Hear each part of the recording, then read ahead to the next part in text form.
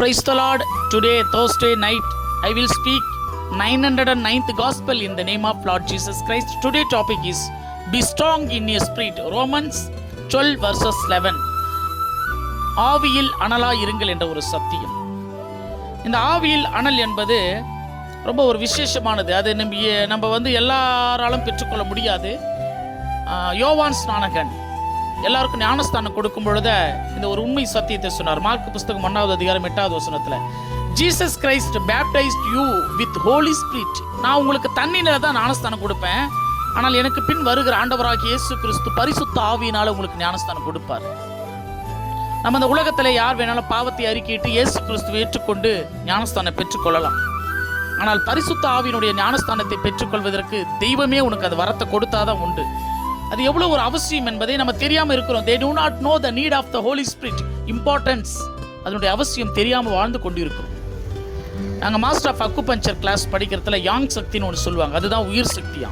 இது கொஞ்சம் கொஞ்சமா குறையும் போது நம்மளுடைய உயிர் பிரியக்கூடிய சூழ்நிலைக்கு கடந்து போவோம். யாங் சக்தி சரியா இல்லைன்னு சொன்னா நம்மளால நல்ல ஆரோக்கியமா வாழ முடியாது. அதே போல ஒரு கிறிஸ்துவனுடைய உயிர் சக்தி பரிசுத்த சக்தி என்று நீ அறிந்து கொள்ள வேண்டும்.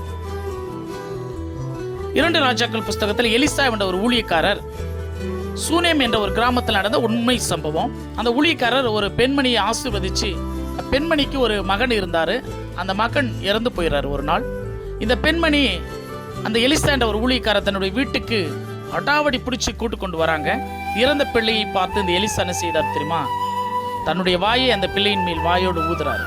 தன் கண்களை பிள்ளையினுடைய கண்களோடு வச்சு தன்னுடைய உள்ளங்கையை பிள்ளையினுடைய உள்ளங்கையோடு வைத்து குப்புறப்படுத்த அந்த பிள்ளையோடு உடலோடு உடல் படுத்துக்கொண்டு தன்னுடைய அனலை அந்த பிள்ளைக்கு கொடுக்கிறார். ஹோலி ஸ்பிரிட். அந்த ஹோலி ஸ்பிரிட் அந்த பிள்ளையை உயிரோடு இந்த உலகத்தில் கொண்டு வந்தது. அதான் தெய்வ சக்தி.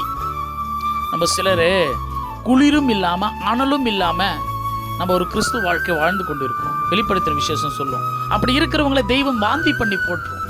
பேருக்கு கிறிஸ்துவனாக இந்த உலகத்தில் ஆண்டவருடைய சக்தியை பெற நிறைய முறை இந்த பரிசுத்த சக்தி என்பது ஒரு அனலான ஒரு சக்தி நான் உணர்ந்திருக்கிறேன். பைபிள்லையும் கூட ஹோலி ஸ்பிரிட் பெந்தகோஸ்தே நாளில் முதல்ல வந்துச்சு. வெவ்வேறு பாஷைகள் ஜனங்கள் பேசினாங்க. அக்னிமயமான நாவுகள் வந்துச்சுன்னு. இந்த பரிசுத்த சக்தி வரும்பொழுது ஒரு வெப்பமயமான ஒரு உடலுக்குள்ளான ஒரு உத்வேக சக்தி வரும். அது என்ன பேசுறோன்றதே தெரியாது, எந்த பாஷையில பேசுறோன்றதே தெரியாது. நிறைய முறை நான் உணர்ந்திருக்கிறேன். அது எவ்வளவு ஒரு பயங்கரமான ஒரு சக்தி தெரியுமா? நம்முடைய உடலில் அந்த சக்தி வரும்பொழுது நம்மளால தாங்க முடியாது. ரொம்ப நேரம் நிலைக்காது. அந்த சக்தியோடு நம்ம பேச முடியாது. கொஞ்ச நேரத்திலேயே டயர்ட் ஆகிடும் உடம்பு.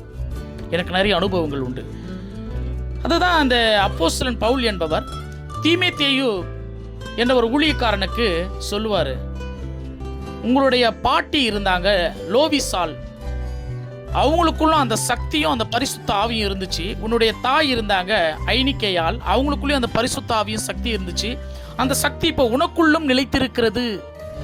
நான் உன்மேல் என் கையை வைத்து தேவனுடைய வரத்தை அனல் மூட்டி எழுப்புகிறேன்னு சொல்லிட்டு அந்த வரத்தை கொடுப்பார். ஆகவே பரிசுத்த ஆவியினுடைய சக்தி தான் இந்த உலகத்தில் கிறிஸ்துவனை பலப்படுத்தும். Be strong in your spirit.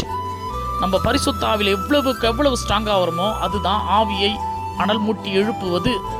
அந்த ஆவி இருந்தால் தான் நாம் பரலோகம் செல்ல முடியும்.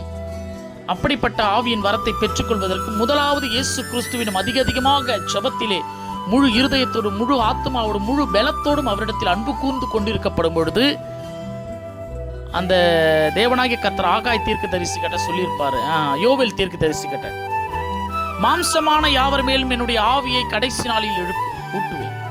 அந்த ஆவிதான் பரிசுத்த ஆவி. அதை இயேசு கிறிஸ்து எல்லோருக்கும் கொடுக்கிறார். இப்போ இயேசு கிறிஸ்து பரிசுத்த ஆவியை தான் ஜனங்கள் மத்தியில் இருக்கிறாரு. நான் தேற்றரவாளனாய் ஜனங்கள் மத்தியில் இருக்கிறேன். அந்த தேற்றரவாளனை பிடித்துக் கொள்ளுங்கள். அந்த பரிசுத்த ஆவி தான் தெய்வ சக்தியை நமக்கு அதிகமாக கொடுக்கும். எல்லா தீய சக்திகளையும் அழிக்கும். பரலோகம் நம்மை கொண்டு போய் சேர்க்கும். இயேசு கிறிஸ்துவின் பரிசுத்த ஆவியில் நான் பலப்படுவோம். கர்த்தர் நம் அனைவரையும் ஆசீர்வதிப்பாராக. அடுத்த தெய்வ செய்தியோடு காட் சர்மன் சகரியா.